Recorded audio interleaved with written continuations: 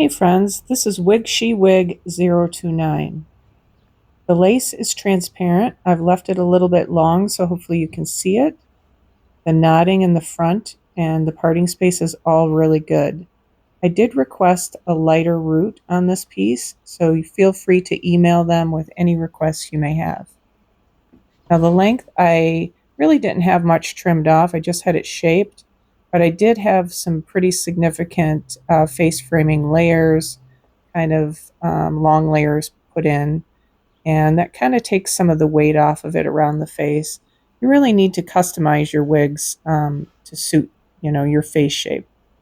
Um, Really pretty color. I feel like it's kind of neutral. I struggle with really ashy colors, so it's not too gold, not too ashy.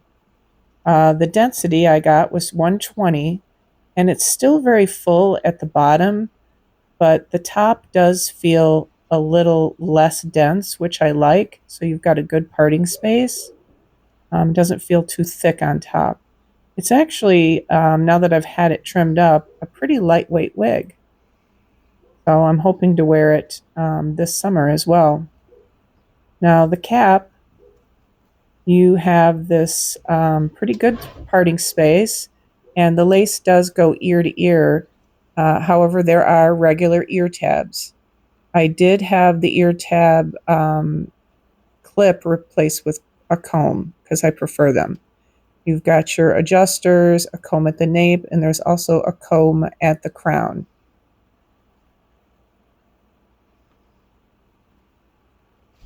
There's your parting space again. The knotting is really good.